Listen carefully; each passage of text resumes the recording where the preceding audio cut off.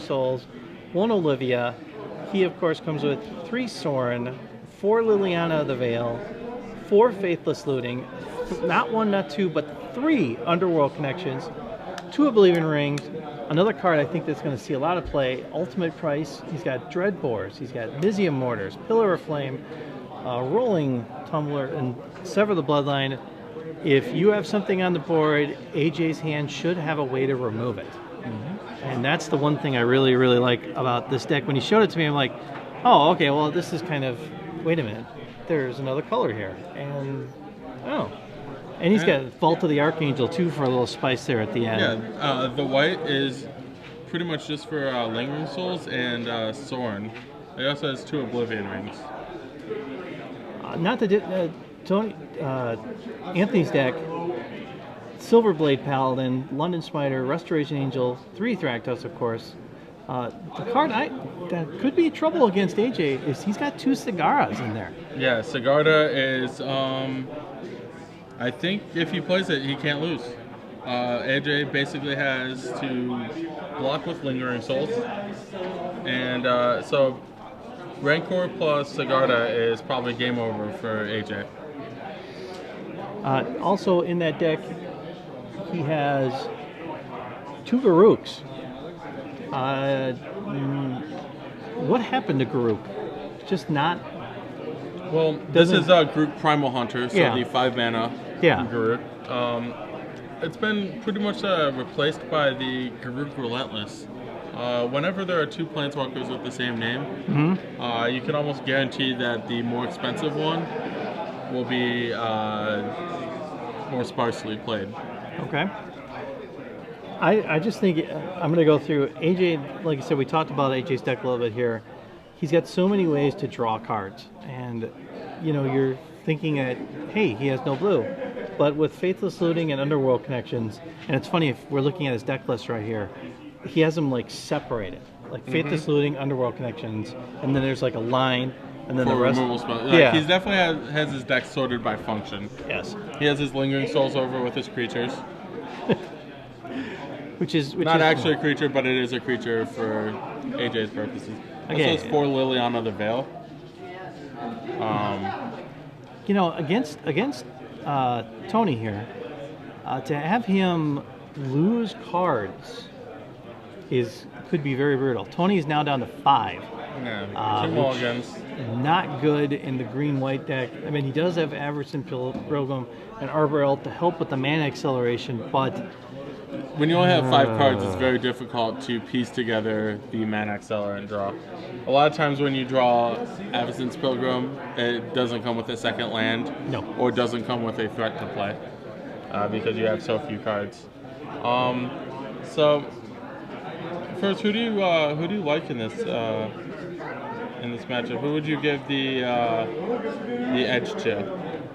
Well, I love AJ's deck, and because Tony's down to 5 now, I think he's in real trouble to lose game 1. But like you said, the only thing that can really save Tony's deck is Sigarda.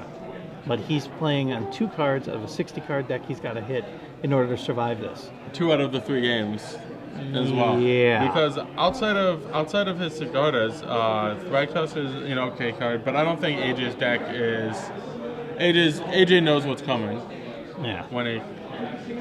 And as soon as Liliana gets down for him, I mean, if he has it in his hand now, which I don't think he does, and with Tony as low as he is on the card count here, that's not going to help him. AJ showing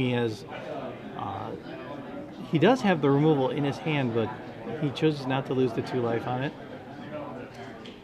Right, so we have Call of the Conclave for Tony, and I believe AJ is going to meet that with a Liliana and a Sacrifice.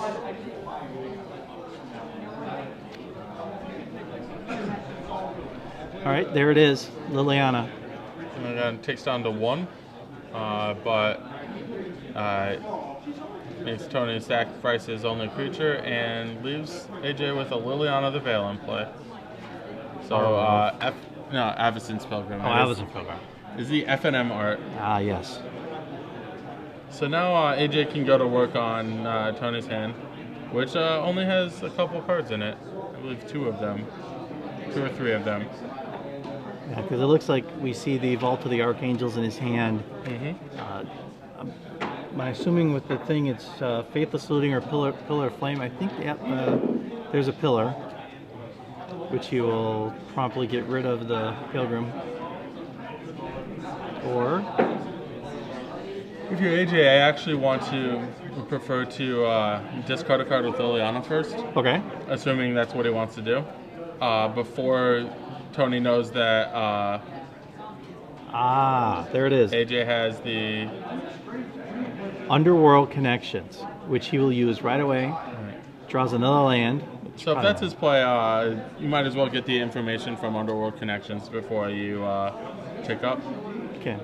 Looks like he's going to discard that land that he had, or... I see him discarding. Is that a Rolling Trumper?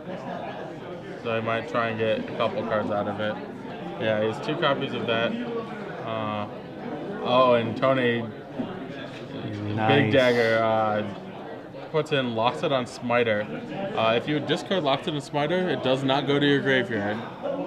Yeah, that's a 4/4 for 3. And he will swing and probably kill the Liliana right away, I assume. Yes. Which I think will get promptly met by a Dreadbore. I believe AJ is going to play well. The fact that Tony did not attack with his Avacyn's Pilgrim is pretty much a huge symbol that Tony has Restoration Angel in hand. It's in his deck, so I'd almost guarantee that Tony has a Restoration Angel in his hand. Otherwise, if he did not, then the Avacyn's Pilgrim would have attacked. Yeah, that would have got an extra hit in for him. So if I'm AJ, one of the ways I'd probably force it out is by casting the Rolling Trumper now. But it looks like, alternatively, you can, not great from AJ. Okay, got met by, like you said, by the Restoration Angel. Brought it back into play. Now he can swing for 8 if he chooses so. Yep. Or if he has a Rancor, it could be even more. Yeah, I would have definitely liked to see anything but the Dreadbore from AJ. Okay, comes in again, symbolize. Why would he? For 5? Thragtusk? Sigarda? Oh, there it is. Yeah, that is going to be trouble. Like we said earlier, AJ's removal now does not look so good with Sigarda in play. And next turn he swings through for lethal, unless AJ has something. AJ drew a Sever the Bloodline, but it's not going to stem or stop any of the bleeding.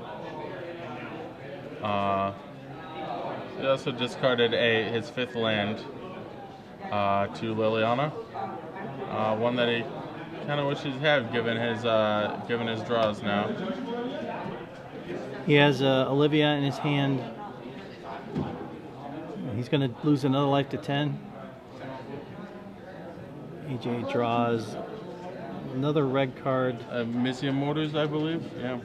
Does have one copy that, awkwardly enough, is the only way to damage Sigarda, but doesn't actually kill it. Okay, let's see what AJ does here, because Tony's swing back is lethal. Yeah, AJ has Lingering Souls, but he actually needs to get ahead on the board somehow. Because he can block he'll block the Smiter, which is the 4/4. He'll block Sigarda, which is the 5/5, and take 4 from Restoration Angel and Avacyn's Pilgrim.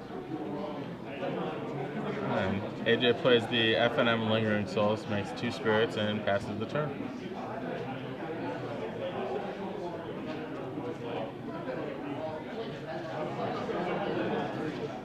Tony, I kind of like that. You notice how he held it up like it was a miracle? And he is not running any in his deck. It's a good habit to get into. Like even I do it, and I almost never play miracles in any of my decks. Yeah. It's just like it was awkward at first, but like it basically standardized the way people draw cards. Okay. It's like 3 mana something. Silverblade Paladin from Tony. So who does he choose here? I would choose Restoration Angel. Yeah, because you know he's got to be... Well, you know he's blocking Sacher regardless. Oh, interesting. He's choosing Smiter, so you can guarantee that... Yeah. Also, Tony missed out on pretty much a free point with his Avacyn's Pilgrim. Well, I think he felt he was in position that didn't really matter. But, like you said, if he attaches it to Restoration Angel, he gets 1 more point of damage in from the Smiter, because you know he'll block the Restoration Angel because he doesn't want to take 6 instead of 4. Yeah. And then, like you said, with the Pilgrim, yeah, that's a free point because there's no way AJ's gonna worry about the Pilgrim hitting him for 1. All right. So I believe we'll see Mizium Mortars and a Flashback Lingering Souls, but I mean this is an uphill battle for AJ. Heck, if I were AJ, I would even use Underworld Connections because he has to play more lands. He's got so many cards in his hand, and he's going to be having to cast Lingering Souls pretty much every turn for a while. And he just passes the turn. All right, so I believe Ultimate Price is going to be AJ's play.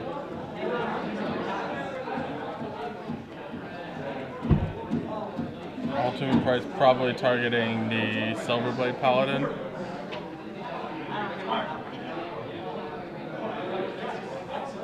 Yeah, he's lining them up right away.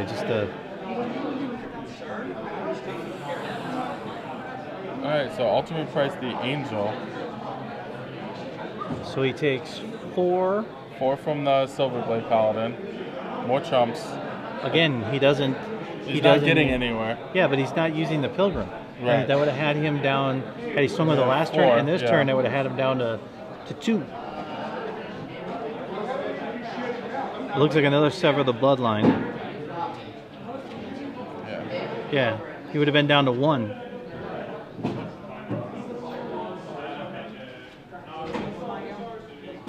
Okay, that takes care of the Paladin. Another Lingering Souls. Yeah, you just get this problem of... And now, because he doesn't do it, Tony would have won. This turn, 3 hits with that Pilgrim, he would have won already. If for some reason AJ can somehow get the board where he's got some control over it, I mean, I doubt it. And now he finally swings with it. And now it's he can pump it with the Gavany Township. Yeah. So that will take him to 1.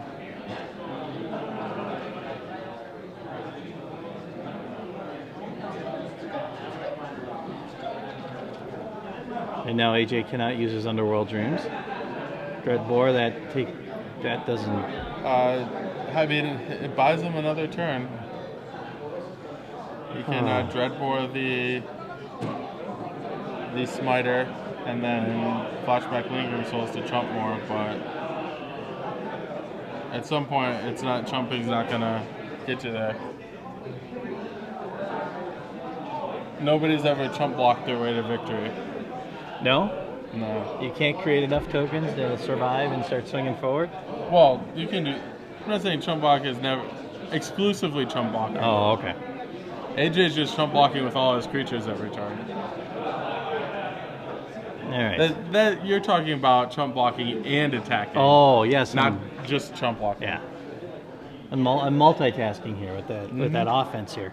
Okay, looks like he's going to Pillar of Flame the Pilgrim. That's the... Oh, there we go. Mizium Mortar, but...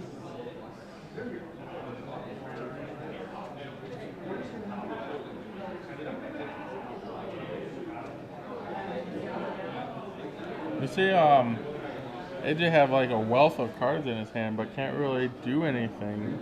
Okay, so he Mizium Mortars it, and they'll Flashback Lingering Souls. Yeah. I give AJ a lot of credit. He is fighting. He is fighting tooth and nail with this guy for every minute, considering Sagar's on the board. Yeah, but the thing is, Lingering Souls is okay for some, and at some point, it's just not, There's the worm. And the Armada worm. and AJ scoops. All right, AJ Sacher is down 1-0 to Tony Dennis. For those of you just joining us, I'm Robert Martin, joined in the booth by Adam Prozac. We are here at Star City Games, Indianapolis. SCGINDY is the hashtag. You can reach us at SCGINDY, SCG Live, all this weekend. Round 3 of 10. AJ is looking at a sideboard here. He has lots of things in it. He's got all 1s and 2s. Yes. My kind of sideboard. What could AJ bring? Because now he knows that Sagara exists. Yes. Given that, I believe he should get his zombie on and get an appetite for brains. Yes. The other thing, he could play Rakdos Return. Those are his only ways to defeat a Sigarda, realistically.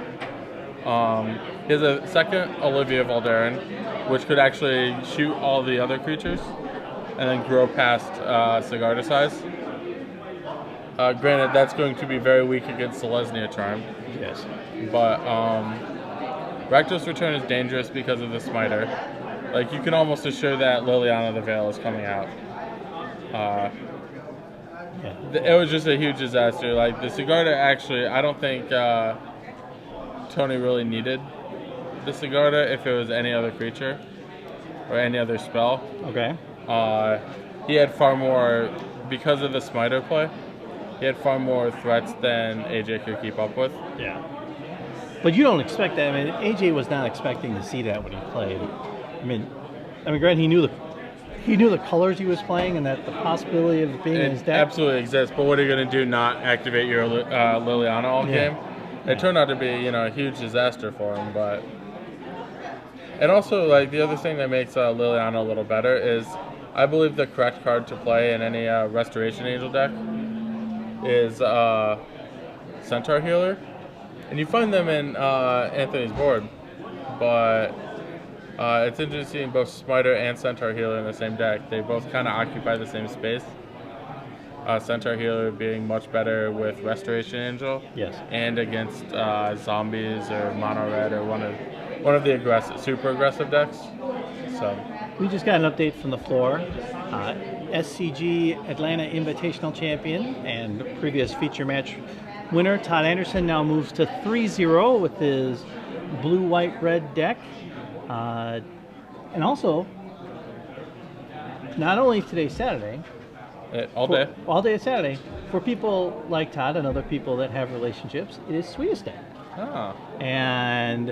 And Todd and his wife, Callie Anderson, who's here at the event, decided to spend their Sweetest Day together, playing and running in a Star City Open. Now, if that's not love, I don't know what is. They also spent the weekend of their wedding, their anniversary, at the Invitational. Todd won that. So Todd's here in Sweetest Day. So now, in order for Todd to give Holly a proper Sweetest Day gift, I think another trophy might be in order. That's it. I don't think Todd gives away his trophies. But the thing about it was, I had dinner with Holly last night, and we were talking about that, going, well, now Todd has like, what, 6-7 trophies now? Yes, he does. And it's still not bigger than mine. Yeah. Kelly actually is the biggest in size. Yes, the biggest in size. Open win. But not in quantity. Todd's got her in quantity, but not in size. But we are going through here. Hey, Todd, it's not the size that matters. The promotion and the winning. There you go. See? Yeah, it's the amount you have. There you go. And at this rate, considering the way he's playing, maybe another one, maybe another two this weekend might be. But the last time Todd won, he decided to take Legacy off. Yeah, it's exhausting. It is, but it's kind of interesting to come in when